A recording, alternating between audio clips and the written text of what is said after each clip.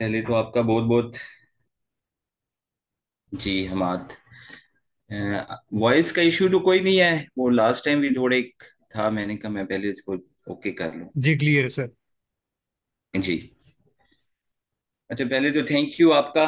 हमाद, आपने मुझे इनवाइट किया, लास्ट टाइम भी था, वो बस थोड़ा सा क्या कहते हैं, कुछ वजूहात पे वो प्रॉपर वो हो नहीं सका। तो पहले तो मैं चाह रहा था कि थोड़ा सा इंट्रो में अपना करवा दूं, फिर इंशाल्लाह फर्दर हम इसको प्रोसीड करते हैं। तो एक तो ये था कि मैं तकरीबन 2012 में मैंने लॉ किया था, सॉरी 12 में, 11 12 में। फिर मीनवाइल मैंने अपनी प्रैक्टिस स्टार्ट की है 2018 से। मैं आर्मी वेलफेयर ट्रस्ट है उनके साथ एज एडवाइजर हूँ। और 2020 में मैं फिर एक और कंपनी है, ऑयल एक्सप्लोरेशन कंपनी है। ये है सैफ हेल्थ, क्या कहते हैं, सैफ एनर्जी जो है, OGDCL के पार्टनर है। और मीनवाइल फिर जो है अभी इनका एक कोर प्रोजेक्ट है, सैफ हेल्थ केयर है, ये इस्लामाबाद में हॉस्पिटल्स हैं इनके। और जो है एक मेडिकल सिटी अभी ये बना रहे हैं, मतलब मेडिकल यूनिवर्सिटी है वहाँ पे, तो उनके साथ भी एज ए कंसल्टेंट काम कर रहा हूँ। आइस्को है और SNGPL के साथ भी एज ए कंसल्टेंट, मतलब उनके पैनल पे साथ अपनी मेरी प्राइवेट प्रैक्टिस है। SECP में मैं एज इंटरमीडिएट भी रजिस्टर्ड हूँ, और हमने एक एसोसिएशन बनाई हुई है ओवरऑल जितने भी पाकिस्तान में इंटरमीडिएट रजिस्टर्ड हैं। तो मैं फॉर द टाइम बीइंग उनमें एज ए जनरल सेक्रेटरी भी सर्विसेज दे रहा हूँ। तो हमारे जो प्रेसिडेंट हैं वो है जाफरी साहब है, वो सखर बार के, टैक्स बार के जो है वो प्रेसिडेंट हैं। तो इस तरीके से रिप्रेजेंटेशन जो है वो पूरे मुल्क से हमने इंटरमीडिएट्स की ली हुई है। तो वो तकरीबन मोर देन मैं 200 हमारे इंटरमीडिएट्स बनते हैं। तो ये थोड़ा सा मेरा इंट्रो था। और मैंने भी एक छोटी सी अपनी लॉ फॉर्म बनाई हुई है, साथ मैंने एक अपना स्टार्टअप किया हुआ है, लेकिन वो कुछ कमिटमेंट की वजह से ना उसको मैं कंटिन्यू अभी किया नहीं है। इजी कानून के नाम से मैंने एक वेबसाइट बनाई है। और वो ऑनलाइन पोर्टल यही है कि उसमें लॉयर्स के लिए और जो आपके हैं क्या कहते हैं, कस्टमर कह लें या क्लाइंट हैं, वो एक्सेस इजीली कर सकते हैं अपनी फील्ड के हिसाब से। जो उनको लॉयर किस जुरिस्डिक्शन में चाहिए वो इजीली वहां से अपनी मर्जी का लॉयर कर लें, और उनसे जो भी उनकी कंसल्टेंसी है, उनके चार्जेस हैं वो पे करें, और अपनी जो भी उनकी क्या कहते हैं लीगल एडवाइस है वो ले लें। अच्छा। और सेकंड ये है कि अभी आपने मुझे टॉपिक बड़ा दिया है फैमिली लॉ का, हालांकि ये जितना इजी लगता है ये इतना ही कॉम्प्लेक्स है। क्योंकि एक चीज वो होती है कि जो हर किसी की नॉलेज में ना हो, तो वो उसका स्कोप, मतलब उसमें कम्प्लेक्सिटी भी कम होती है, वो बड़ी टेक्निकल फील्ड होती है। लेकिन क्योंकि फैमिली लॉ फील्ड ऐसी आ गई है कि उसमें जितना वो इजी लगता है उतना वो इजी है नहीं। और इस लिहाज से ये है कि अगर हम, जैसे अब आपने कहा कि भाई जो हमारे न्यू कमर्स हैं या जूनियर लॉयर जो हैं उनके लिए तो बेस्ट है, वो ये फायदा होता है कि जब आज आप अपनी प्रैक्टिस स्टार्ट हम लोग करते हैं, तो हमारे लिए सबसे बड़ा जो इजी होता है वो ये होता है कि फैमिली केसेस हमें इजीली मिल जाते हैं, as compared to revenue cases हो गए या सर्विस मैटर्स हो गए। ठीक है, क्योंकि फैमिली मैटर्स में ये होता है कि जो लोग आते हैं उसमें भी इतना कोई हार्ड एंड, मतलब कोई इतनी ज्यादा कॉम्प्लिकेशंस नहीं होती, दो तीन चीजें होती हैं जो आपने जरूरी देखनी है। तो वो, लेकिन बदकिस्मती इसमें ये भी है कि कुछ लोग पहले से माइंड सेट बना के आ जाते हैं कि यार हम अगर लॉ वकील साहब के पास जा रहे हैं तो हमने ये बात करनी है, अगर हम इनके पास जा रहे हैं तो हमने उनको ये मामलात बताने। इवन इसमें ये भी होता है कि एट द एंड आपको पता लगता है कि यार कई लोग जो हैं वो आपकी, इवन उन्होंने आपके साथ भी वो चीज कंसील की हुई थी पार्टीज ने। तो बाद वक़्त ये भी होता है।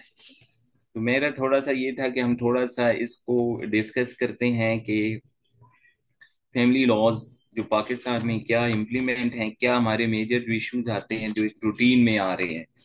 फिर ये है कि मैं इसमें चाह रहा था कि जो प्रोसीजरल है कि, कि किस तो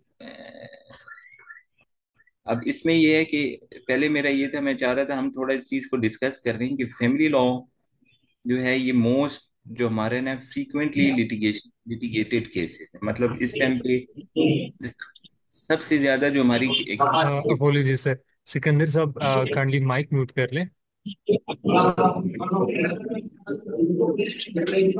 सिकंदर, आपको अगर आवाज आ रही है तो प्लीज माइक म्यूट कर दो।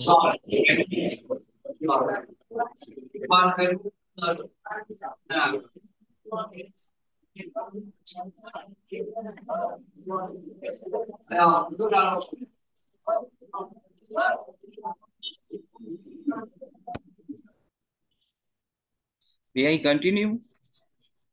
जी प्लीज सर। डन। जी।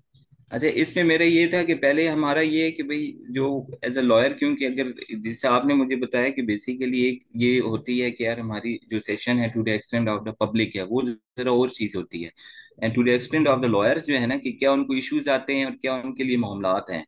तो बेसिकली प्रैक्टिस लॉयर की स्टार्ट ही वहीं से होती है कि जब एक पार्टी उसके पास आती है और उससे अपना जो मसला है वो उसको बताती है कि वकील साहब, मेरा जो हस्बैंड है ना, ठीक है, उसके साथ मसला ये है, ठीक है, कि वो मुझे खर्चा नहीं दे रहा। अब वहां से जो लॉयर की या जो हमारी जो रिस्पॉन्सिबिलिटी या हमारे जो स्टार्ट होता है लिटी, जो हमारा माइंड सेट है वो वहां से स्टार्ट होता है कि हमने इससे सवालात करने क्या क्या है, और हमने इसको फिर किस लॉ के तहत इसको एडवाइस करना है। और फिर प्लस ये होता है कि कुछ चीजें ऐसी हैं जो बुकिश नॉलेज होती है, कुछ ही होती है जो हमारी प्रैक्टिस नॉलेज है, मतलब जो प्रैक्टिस चल रही है। थर्ड ये होती है कि लॉस में हम देखते हैं कि यार सुप्रीम कोर्ट और हाई कोर्ट की जजमेंट्स क्या आती हैं और उनकी क्या इम्प्लीमेंटेशन है कोर्ट्स के अंदर। ठीक है, तो इसमें थोड़ा सा ये था कि जिससे हमारा जो इस टाइम पे जो इश्यूज हैं वो ये है कि जी, निकाह है, हमारी जो डिवोर्सेस हैं, जुडिशियल डिवोर्सेस हैं, रेजोल्यूशन ऑफ मैरिजेस आप कह लें, खर्चा है, नान नुफका जिसको हम कहते हैं। उसके बाद ये है कि जो कस्टडी ऑफ चाइल्ड है, बच्चों की हजानत, ठीक है, कि who is a guardian, who is a custodian. उसके बाद इनहेरिटेंस है, सक्सेशंस हैं कि जी जब जब कोई फोर्थ हो जाता है तो उसकी सक्सेशन या इनहेरिटेंस जो है कैसे किस टाइम पे क्रिएट हो जाती हैं। और फिर ये था कि जिससे हमारा एक समझिए डोमेस्टिक वायलेंस भी एक फैमिली के अंदर ही उसमें आता है। ठीक है, तो पहले तो ये था कि हमारे जो लॉज हैं अगर आप उनको देखेंगे तो मेनली हमारे ये है कि हमारा जो है जो मुस्लिम फैमिली ऑर्डिनेंस है 1961, ये बेसिकली आपका वो लॉ है जो आपको बताता है कि आपने रिलीफ लेना क्या है। फॉर एग्जांपल, अगर आप वहां पे उसमें जाते हैं तो वो आपको उन्होंने प्रॉपरली बताया हुआ है कि निकाह रजिस्टर, निकाह क्या है, मेंटेनेंस क्या चीज है, पोलीगैमी क्या चीज है, तलाक क्या चीज है, डिवोर्स, जो रेजोल्यूशन ऑफ मैरिजेस हैं वो क्या है। वो बेसिकली आपको रिलीफ दे रहे हैं, जस्ट लाइक आप पाकिस्तान पीनल कोड देख लें। ठीक है, आप जो है क्या कहते हैं, जो इसके अलावा जो हमारी जिस तरह समझ लें सर्विस लॉज हैं। ठीक है, लेकिन ये बेसिकली आपके वो लॉज हैं जिसके थ्रू हम कोई रिलीफ ले सकते हैं। सेकंड, फिर हमारे पास आ जाता है कि आपने इनको किस कानून या किस तरीके से इनको प्रोसीड कैसे करना है। जैसे हमारी सिविल प्रोसीजर कोड है, क्रिमिनल प्रोसीजर कोड है, ठीक है, कि उसमें हमने ये देखना है कि प्रोसीजर अडॉप्ट हमने कैसे करना है। तो इसमें फिर ये होता है, क्योंकि हमारा ये है कि ये बेसिकली आपका जो हाई कोर्ट्स हैं, मतलब सबसे पहले ये होता है कि डेजिग्नेटेड पावर्स कोर्ट ने दी हुई हैं। कुछ केसेस ऐसे हैं कि जो मेंटेनेंस के हैं वो फैमिली जज जो होगा, ठीक है, विद क्या कहते हैं उसको, उसको ये पावर जो है एक्स्ट्रा मिल जाती है कि वो फैमिली केसेस भी करेंगे। लेकिन जो आपके गार्डियन एंड वार्ड एक्ट हैं, ठीक है, वो टोटली डिफरेंट होते हैं फैमिली जज से। लेकिन क्योंकि हमारी जो प्रैक्टिस ये चल रही है कि वो एक ही जज साहब को फैमिली केसेस भी दे देते हैं, और वो एज अ गार्डियन जो है जज वो भी काम कर रहा है, हालांकि जो फैमिली कोर्ट एक्ट है वो 1964 के तहत वो काम कर रहा है। ठीक है, उसकी जुरिस्डिक्शन, उसकी अपील, उसकी फाइलिंग, उसकी रिटर्न कैसे आ जाएगा, रिटर्न रिप्लाई कैसे आ जाएगा, आपने उसमें एविडेंस कैसे करवानी है। ठीक है, तो उसमें आपका और जो गार्डियन एंड वार्ड एक्ट है उसमें टोटली उसकी जो पावर्स हैं वो just like criminal procedure code के तहत जैसे जुडिशियल मजिस्ट्रेट होता है, वो इक्विवेलेंट टू दैट पावर है। मतलब वो सेक्शन 100 के नोटिस भी इशू कर सकता है पार्टी को, ये भी अगर पार्टी पेश नहीं हो रही। तो ये ओवरऑल थोड़ा सा मैंने आपको बताया, क्योंकि ऑब्वियसली हमारे पास इतना जो एक लेक्चर में हमने इसको ज्यादा कवर अप किस हद तक करते हैं, तो बेसिकली ये है कि हमारे पास जो है उसको अगर आप एक समरी कर लें तो उसमें ये है कि जो बेसिकली जो रिलीफ हम मांग रहे हैं वो हमारा मुस्लिम फैमिली ऑर्डिनेंस है 1961 है। ठीक है। उसके बाद गार्डियन एंड वार्ड एक्ट है, जिसके तहत आप बच्चों की हजाना जिस्सा। अब ये भी बड़ी एक मिसकंसेप्शन बना हुआ है, जो प्रैक्टिस कुछ और चलती है, बुक्स हमारी कुछ और कहती हैं।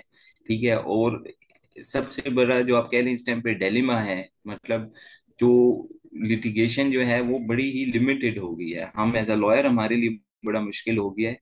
ठीक है, कि हम कोर्ट को क्या सेटिस्फाई करें और हम क्लाइंट्स को क्या सेटिस्फाई करें। मीन की इसकी सिंपल सी एग्जांपल ये है कि जैसे आजकल हमारा एक माइंडसेट बना हुआ है कि जिस टाइम शादी होती है तो उस टाइम पे तो कई चीजें लिखी जाती हैं। अब होता यह है कि वहां से इशू क्रिएट हो जाता है कि निकाहनामे के अंदर क्या चीज लिखी हुई है, क्या चीज नहीं लिखी हुई। ठीक है। अगर उसमें निकाहनामे के अंदर एक चीजें प्रॉपरली अगर उस टाइम पे डिफाइंड हो जाएं कि खर्चा कितना होगा, हक महर कितना होगा। ठीक है। इसमें नंबर ऑफ जजमेंट्स हैं, इसमें इवन के यानी कहीं इसमें वर्कशॉप भी अटेंड की हैं, तो उसमें कई चीजें ऐसी हैं कि जिसमें 1961 से पहले हमारा ऑर्डिनेंस ही नहीं था। मतलब कि अगर उससे पहले किसी का निकाह होता है 50s में या 40s में, ठीक है, तो वो निकाहनामा रजिस्टर्ड नहीं होता था। लेकिन क्यों कि 1961 में ये ऑर्डिनेंस बन गया और उन्होंने कहा कि नहीं, इसको प्रॉपरली एक शेप दे के इसको हमने प्रॉपरली रजिस्टर्ड होना चाहिए। फिर इसके अंदर भी कॉम्प्लिकेशंस कुछ क्रिएट हो गई शरीयत में और लॉ में। इवन इसका एक सिंपल एग्जांपल है कि जी बीवी जो है विदाउट इंटरवेंशन या कि विदाउट अप्रूवल या कॉन्सेंट ऑफ द हस्बैंड जो है वो जाके जनाब वन साइडेड खुला की डिग्री वो ले लेती है। अब हस्बैंड को जब पता लगता है कि भाई ये क्या मामला है, तो अब उसमें इशू ये है, ठीक है, कि शरीयत में तो वो सिरे सिरे से खुला हुई नहीं है। लेकिन अनफॉर्चुनेटली ये है कि कोर्ट उसको अपना जुडिशियल डिवोर्स डिक्लेयर करके, और अगर उसमें पार्टीज नहीं आती, मतलब उसके बाद वो 90 डेज के अंदर वो आपका जो है यूनियन कौंसिल को रजिस्टर भेज देती है कोर्ट डिग्री, और मीन 90 डेज में वो आप जो बद्दी है उसकी खुला डिक्लेयर हो जाएगी जुडिशियली।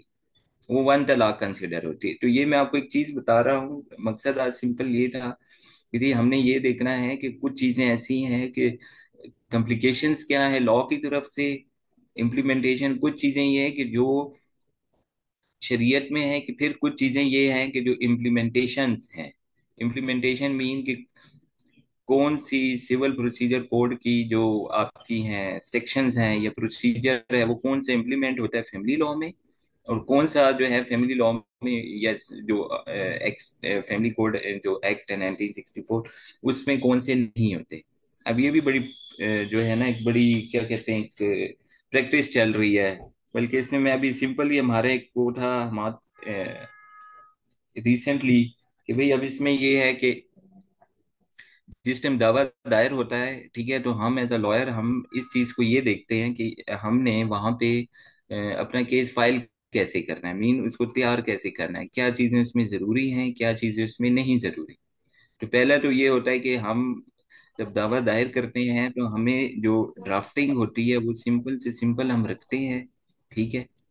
उसमें ये होता है कि फिर आपने उसके साथ उस टाइम पे एविडेंस लगानी कौन सी है, उसके बाद लिस्ट ऑफ विटनेसेस कौन सी होंगी, गवाहान की जो फहरिस्त होती है, फिर उसके बाद रिलायंस ऑफ डॉक्यूमेंट है, कौन से डॉक्यूमेंट्स हैं जिन पे हम रिलायंस कर रहे हैं, कौन से डॉक्यूमेंट्स हैं जो हम उस टाइम पे उनको सबमिट करा रहे हैं, पेश कुर्दा डॉक्यूमेंट जिनको हम कहते हैं।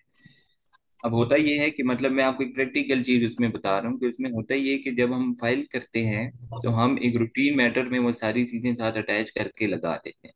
अब at the time of evidence जब इश्यूज फ्रेम हो जाते हैं, इश्यूज फ्रेम होने के बाद अ, अगर आप कहेंगे तो मैं थोड़ा सा जिस तरह मतलब नॉर्मल जो इसका प्रोसीजर है वो तो यही होता है जैसे हमारी सिविल कोर्ट्स होती हैं कि आपने दावा दायर किया, दावे के साथ आपने वकालतनामा लगाया, एविडेंस लगाए।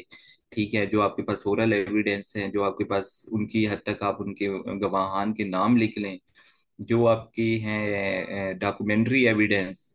ठीक है। जिसमें आपकी कोई भी ऐसी है, इवन व्हाट्सएप के मैसेजेस हैं, मोबाइल फोन्स का डाटा है, ऑडियो वीडियो जो भी क्या कहते हैं आपकी वीडियोस हैं, वो सारी आप मेंशन कर रहे हैं। आप साथ लगाना चाहते हैं, वेल एंड गुड। नहीं लगाना चाहते तो कोई मकसद मसला नहीं है। लेकिन ये है कि आपने अपनी उस जो रिलायंस लिस्ट ऑफ रिलायंस होती है उसमें आपने लिखना है।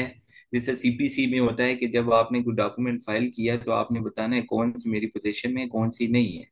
तो पेश कुर्दा में मीन ये होता है कि आप at the time of filing of that evidence जो डॉक्यूमेंट है वो आप साथ लगा रहे हैं। जो आपकी मीन वाइल जो at the time of evidence जो आप डॉक्यूमेंट लगाएंगे उसमें आपकी लिस्ट और लगा देते हैं कि जी मैं ये डॉक्यूमेंट और भी देना चाहता हूँ। अब होता ये है कि हमारी क्योंकि सीपीसी 110% मतलब 100% इम्प्लीमेंट नहीं होती, जो हमें सेक्शंस जो आपका 17 है, ठीक है, जो आप ऑर्डिनेंस है वो हमें प्रॉपरली बार करता है कि भाई आपने जो है सिविल प्रोसीजर कोड की जो सेक्शंस हैं वो हमारे ऊपर इम्प्लीमेंट नहीं होंगे। ठीक है, अनटिल सिवाय आपकी जो रेस जुडिकाटा, ठीक है, मतलब सेक्शन 10 और 11 जो है वो सिर्फ हो सकता है, उसके अलावा नहीं है। लेकिन on the other hand issue ये हो जाता है कि अगर हम कानून शहादत 1984 को नहीं वो करते, फॉलो करते रूल्स रेगुलेशंस को, तो फिर जो हमारे एविडेंस है उनकी कोई हैसियत नहीं रहती। फॉर एग्जांपल, अगर मैं एक उसको बुला लेता हूँ, फकत 1 मिनट, अगर तो उसमें ये होता है कि अगर मतलब अगर आपने हमने क्या एक बंदे को वहां पे जो विटनेस था उसको हमने उस टाइम पे क्या कहते हैं, उसका हमने नाम भी लिख लिया, ठीक है, ये हमें अब सीपीसी कह रही है कि at the time of filing आपने जो है वो जमा करा देनी है जो लिस्ट ऑफ क्या अपनी जो है विटनेसेस। लेकिन सेकंड वो हमें ये भी कह रहा है जजमेंट में सुप्रीम कोर्ट की कि भाई आप किसी भी टाइम पे वो जमा करवा सकते हैं। तो एज अ लॉयर हमारी ये ड्यूटी है कि हमें वो कहते हैं ना कि क्योर ऑफ जो जो होती है ना ignorance of law, ignorance of जो लॉयर होती है, इट कांट बी क्योर। ठीक है, कि जो वकील की गलती है वो चेंज, गलती जो है वो क्योर नहीं हो सकती। लेकिन अगर जज की गलती है तो वो क्योर हो सकती है, मीन वो अपील में चला जाए, रिव्यू रिवीजन में चला जाए। तो मेरी एज अ लॉयर ये है कि हमें मतलब जो मैंने अभी तक प्रैक्टिस देखी है, ठीक है, मतलब सिविल में, क्रिमिनल में, कॉरपोरेट सेक्टर में, उसमें सबसे बड़ा मायने ये है कि हम लोग कॉपी पेस्ट या स्टीरियोटाइप करते हैं कि थोड़ा सा हम उसको इस हद में कर लें कि यार हमने at the time of filing of क्या क्या मामलात करने हैं, तो वो हमारे लिए समझें कि बहुत बड़ा, हमें at the end of the evidence जो होता है वो हमें उस चीज़ का बड़ा फायदा होता है। भी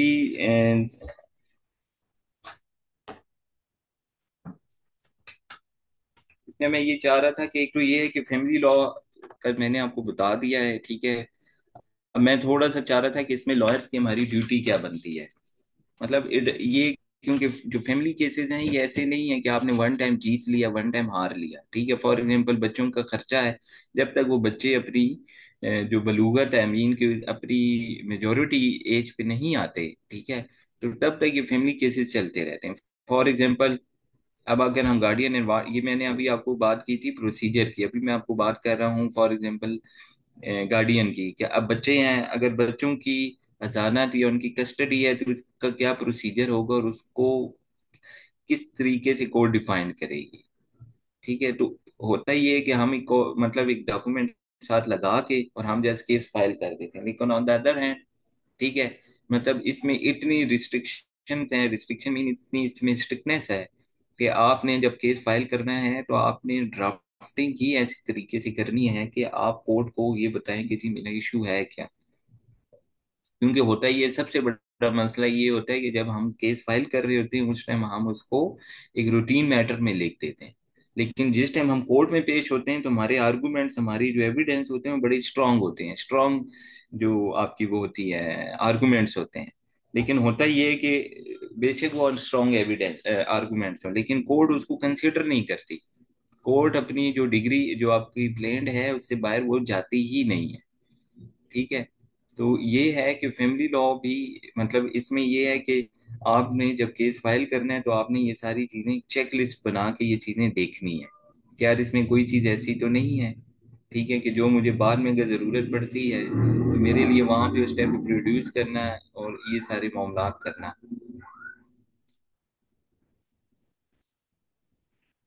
इसमें ये था, नेक्स्ट मेरा थोड़ा सा था कि हम एज अ लॉयर मतलब मैंने अपनी एक आसानी के लिए कि माइंड भी आपके लिए भी थोड़ा हो जरूरी, कि वो कहते हैं ना कि गुड फैमिली लॉयर जो होता है वो क्या कहते हैं कि doesn't start with the law, he start with the client story. और एस एम जफर साहब की बुक मैंने वो देखी थी, अ गुड लॉयर, जिसमें वो कहते हैं कि भाई जो अबव द, क्या कहते हैं, रूफ जो होता है ना, वो क्या कहते हैं कि वीकेंड इज ऑलवेज अवेलेबल। ठीक है, कि roof of the top of the roof जो होता है वो हमेशा अवेलेबल है। तो मकसद ये है कि हमारी इधर जो लॉयर्स के लिए लॉ का आना एक और चीज है, और उसके बाद उसको अपनी स्ट्रेंथ, मतलब उसको एज अ लॉयर लेके जाना जो है ना, वो बड़ा मायने रखता है। हमारे पास इस टाइम पे पाकिस्तान में, मतलब जहाँ पे भी जो जिस जुरिडिक्शन में काम कर रहा है, वो बड़े हार्ड वर्कर भी हैं और बड़े इंटेलेक्चुअल लोग हैं, लेकिन इशू क्या है कि वो at the time of arguments before the court वो उस चीज को प्रॉपरली कन्वे ही नहीं कर सकते। जब वो कन्वे नहीं करते तो उसका इशू ये होता है कि यार वो उस हद तक, या मतलब वो जो रिलीफ चाह रहे हैं ना, वो ले नहीं सकते। भी मैं, और इसमें मैंने इसको थोड़ा सा इस तरीके से किया कि जी, जब हमारे पास कोई क्लाइंट आता है तो हमने उसको जो है ना देखना है कि हमने स्टार्ट कहाँ से करना है। तो सबसे पहली जो चीज़ है कि हमने उसको केयरफुली रिटर्न, मतलब लिसन करें। सबसे पहले हमारा ये कि हमने उसको बड़ी डिटेल में जाके सुनना है कि वो कहना क्या चाहता है, पार्टी जो मेरा क्लाइंट है। उसके बाद ये कि आपने उसको देखना है, क्लासिफाई करना है कि इसका मेन मोटो क्या है। क्या ये चाह रहे हैं कि यार सिर्फ हम लिटिगेशन में जाएं, मतलब क्या मकसद उनका क्या है। अक्सर होता है, अब मीन के जब आपके पास पार्टी आती है तो आप उनसे सादे अल्फाज में ये पूछते हैं कि यार आप चाहते क्या हैं? ठीक है, मीन अगर आप चाहते हैं लिटिगेशन में जाना तो से डिफाइन करते हैं। अगर एक बंदा आके जस्ट आपसे ओपिनियन ले रहा है तो आपने आपको उस हिसाब से मतलब उसको आपने गाइड करना है। इसमें यह है कि जो हिस्सा है कि न्यू कमर्स या जो फ्रेश लॉयर्स हैं उनके अंदर, और इवन एट एनी स्टेज, ठीक है, मतलब सबसे बड़ी जो चीज है लॉयर्स के लिए वो क्या है, कॉन्फिडेंस। ठीक है, जो कॉन्फिडेंस है ना लॉ की फील्ड में, क्योंकि ये प्रैक्टिकल फील्ड है, ये कोई ऐसी नहीं है कि आपकी बुकिश नॉलेज है। और यही हमारी वन ऑफ ड्रॉबैक ये है कि जो हमारे टीचर्स कह लें या कुछ हद तक जो है उनके पास बुकिश नॉलेज जो है, उनके पास प्रैक्टिकल नॉलेज नहीं है। और फॉर एग्जाम्पल, अब इसका मैं आपको एक सिंपल एग्जाम्पल दे दूं कि भाई अब ड्यूरिंग प्रोसीडिंग आपका कोई भी इंटरम ऑर्डर आएगा फैमिली कोर्ट में, तो आप उस पे रिलीव, आप उसकी ना रिव्यू फाइल कर सकते हैं, ना रिवीजन फाइल कर सकते हैं, ना आप अपील फाइल कर सकते हैं। ठीक है, लेकिन उसमें सेकंड क्या होता है कि हम क्या करते हैं कि उसको हम चले जाते हैं 199 में हाई कोर्ट में। अब होता ही है कि वहां पे क्योंकि रिलीफ है ही नहीं, तो वो क्या कोर्ट करती है कि हमें डायरेक्शन दे देती है, ठीक है, कि भाई क्यों, इसलिए कि एज प्रोविजन जब अवेलेबल नहीं है, ठीक है, तो आप किस तरह आए हैं। तो कहने की बात ये है कि हम जो माइंड सेट है नॉर्मल वो यही है कि यार हमने बस इसको, कोई भी ऑर्डर होगा हम उसके अगेंस्ट चले जाएंगे। तो ऐसा सच नहीं है। हाँ, अनटिल एंड अनलेस कोई ऐसा ऑर्डर है कि जो आप समझते हैं कि जो एट दैट टाइम वो इंटरिम ऑर्डर नहीं है बल्कि कंफर्म ऑर्डर है। फॉर एग्जांपल, आपने जब दावा दायर किया बच्चों से अपने बच्चों के खर्चे का, वाइफ ने हस्बैंड पे, और ड्यूरिंग प्रोसीडिंग आप बच्चों से मिलना चाहते हैं, तो आप एक एप्लीकेशन लिख देते हैं, ठीक है, विजिटेशन राइट की। अब नॉर्मली जो है वो गार्डियन एंड वार्ड एक्ट में सेक्शन 12 है जो उसको डील करता है इंटरिम, आपकी जो है क्या कहते हैं, विजिटेशन राइट की। लेकिन इसमें जजमेंट है कि मेंटेनेंस जो होती है वो फैमिली कोर्ट भी दे सकती है, डजन मीन कि उसको अलहदा से प्रॉपरली सेक्शन 12 की एप्लीकेशन फाइल करनी पड़े। तो कहने का मकसद ये है कि कुछ चीजें ऐसी होती हैं, लेकिन होता ये है कि अगर वो एप्लीकेशन आपकी डिसाइड हो जाती है, अब वो जब डिसाइड हो गई तो वो जो एप्लीकेशन है वो आपकी कंफर्म होगी। कंफर्म मीन वो एडवांस डिसाइड होगी, आप उसके खिलाफ अपील में जा सकते हैं। तो बेसिकली मकसद ये है कि लॉयर सीखता ही तब है जिस टाइम वो अपनी प्रैक्टिस करता है।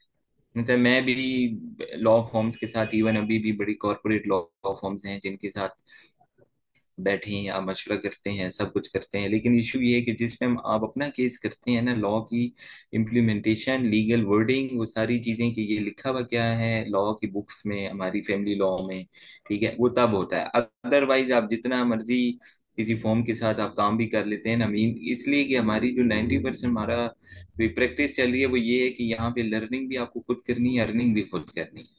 तो इसलिए ये है कि आपने जब भी मतलब कह लेंगे, और सबसे बड़ी चीज है कि लॉ की फील्ड में कोई सीनियर कोई जूनियर नहीं है। मतलब इट डजंट मीन एक बंदा है उसकी 20 साल प्रैक्टिस है, 18 साल प्रैक्टिस है, 25 साल है, 30 साल प्रैक्टिस है, और एक लड़का जो है उसकी 1 साल, जो न्यू कमर है उसकी 1 साल है।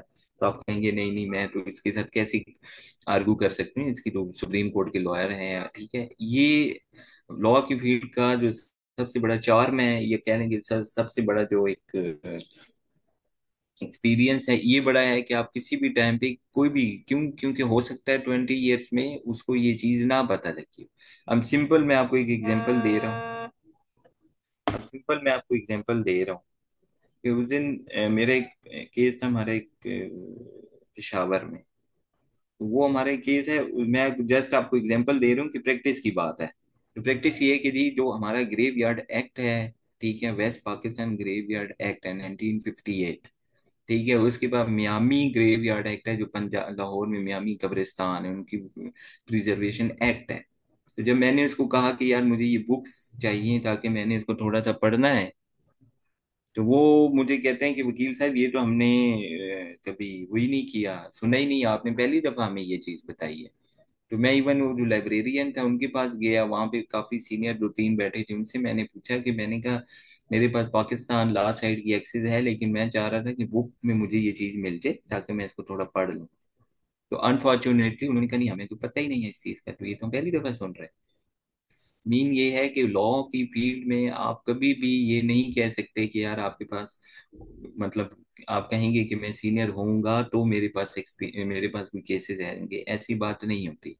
प्रैक्टिस में ये है कि कई सीनियर्स हैं उनके पास इतने केसेस नहीं है, कई जूनियर है, क्यों? क्योंकि वो हार्डवर्क कर रहे हैं, वो काम कर रहे हैं, फोकस्ड हैं, कंसिस्टेंस हैं। ठीक है, और वो क्या कहते हैं कि वो जो है ना होपफुल है, सबसे बड़ी चीज है। तो लॉ की फील्ड में इस टाइम आप जितना वो क्या कहते हैं, फैमिली लॉ में स्पेसिफिकली, ठीक है, आप जितना देखेंगे, जितना आप केसेस करेंगे, उतना आपको समझ आ जाएगी, और आप उतना इजीली कोर्ट्स को जो है वो ब्रीफ कर सकते हैं। अब फॉर एग्जांपल, अब पोलीगैमी है, ठीक है, सेक्शन 6 जो होता है हमारा फैमिली कोड एक्ट जो है, उसमें ये है कि जी अगर उसने शादी करनी है दूसरी, ठीक है, तो उसका काम ये है कि वो क्या करेगा कि पहली बीवी को वो जो भी उसका हक महर है और जो मामलात हैं वो करेगा। लेकिन इशू ये है कि जहाँ शरीयत ये कहती है, शरीयत तो ये नहीं कहती। वो तो कहती है कि मियाँ को 4 शादियों की इजाजत है। तो ये जो हमारा इस टाइम पे फैमिली लॉ में, जो कि हमें एक बहुत ज़रूरत भी है, जिस चीज़ को हम मतलब जो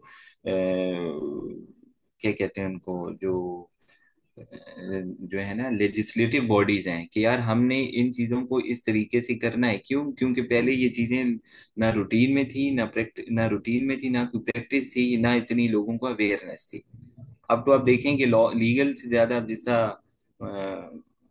वो देखे ना, वो क्या कहते हैं इसको, आर्टिफिशियल इंटेलिजेंस है, चैट जीपीटी है। अगर आप उसको प्रॉपर तरीके से नहीं करते, तो जनरल नॉलेज तो है वो भी हमें दे रहा है। तो बताएं मात, ये ठीक है, इसके बाद कोई क्वेश्चन आंसर अगर है काइंडली तो मुझे फिर बता दें। जी ठीक है, थैंक यू सो मच। अच्छा, किसी के कोई क्वेश्चन है तो प्लीज पूछ लें। We do have 8 minutes left.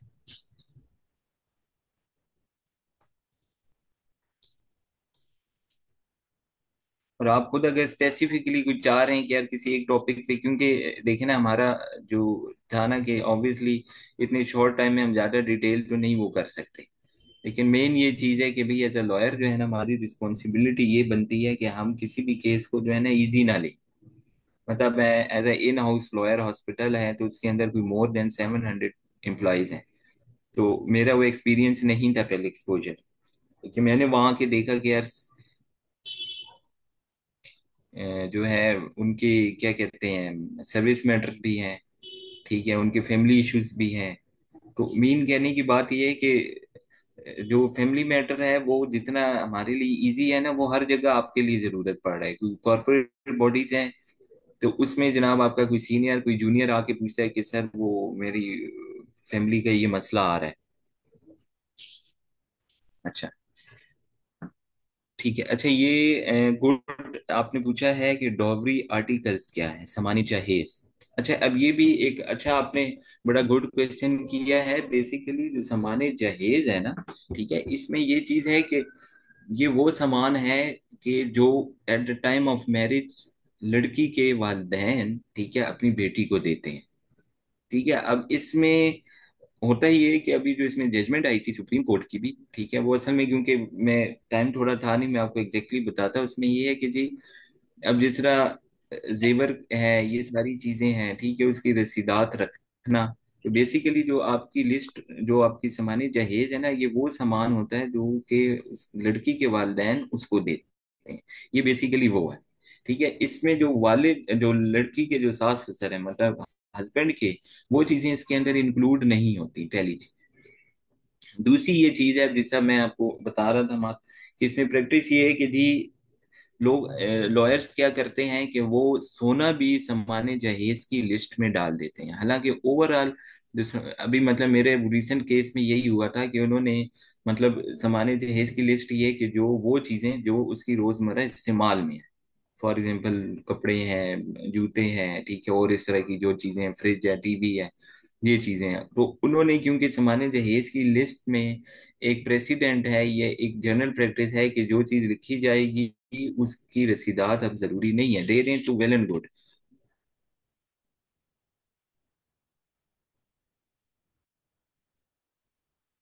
ठीक है, तो उसमें ये है कि मैं इनका भी ये कह रहा हूं कि अगर डॉवरी का मैंने आपको बता दिया कि डॉवरी में जिस, डॉवरी में वो चीजें हैं जो उसकी रोजमर्रा की इस्तेमाल की हैं। अगर उसका सोना है तो वो रोजमर्रा के इस्तेमाल में नहीं है। लेकिन उन लॉयर ने क्या किया कि जो सामान्य जहेज की लिस्ट में उसमें सोना भी इंक्लूड कर दिया, क्योंकि वो जो ऑब्जेक्शनेबल है नहीं।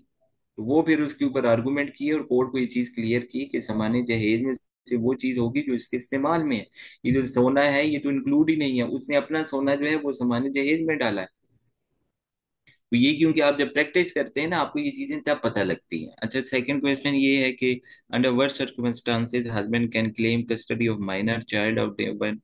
अच्छा, अब इसमें देखें, बेसिकली जो there is no hard and fast rule, शरीयत उसमें ये कहती है, ठीक है, कि बच्चा या बच्ची हो, ठीक है, अगर तो मिसाल है बच्ची है और उसकी उम्र चाहे छोटी भी है, मतलब ठीक है, और उसकी माँ ने दूसरी शादी कर ली है, तो दूसरी शादी होने एक अलग चीज है। माँ का सिंपल, मैं अगर इसकी हद तक रहूं खाली स्पेसिफिक, तो उसमें ये है कि 1.5 साल की बच्ची का तब कर सकते हैं कि अगर तो माँ उसकी कोई ऐसी इलीगल अनएथिकल एक्टिविटीज में इन्वॉल्व है, ठीक है, जो कि क्या कहते हैं इमोरल एक्टिविटीज में, तो फिर इवन 1.5 साल की भी जो बच्ची है या बच्चा है, बाप का हक है, ठीक है, राइट क्लियर हो जाता है, वो ये साबित कर ले कोर्ट में, ठीक ठीक है, कि इसका करेक्टर ठीक नहीं है। अदरवाइज अगर ये कहे कि ये इसको पाल नहीं सकती, फाइनेंशियली है, तो बाप है वो नेचुरल गार्डियन है, और जो बच्ची है वो जो बच्ची होगी वो माँ के पास रहेगी, क्यों? क्योंकि वो नेचुरल कस्टोडियन, वो कस्टोडियन है, मतलब रहेगी वो माँ के पास, उसकी ऊपर उसकी जो लेन देन है वो करेगा बाप।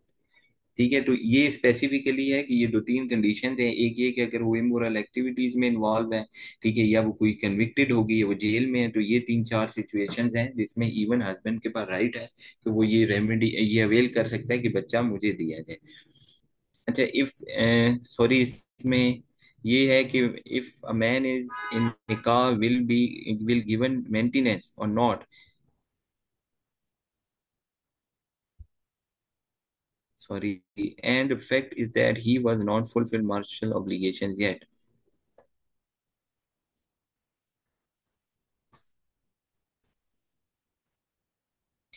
हमाद, 1 मिनट, अगर मैं कॉल एक रिसीव जस्ट कर लेता हूँ। हेलो, मैं आपको कॉल बैक करता हूँ, मैं कॉल बैक करता हूँ।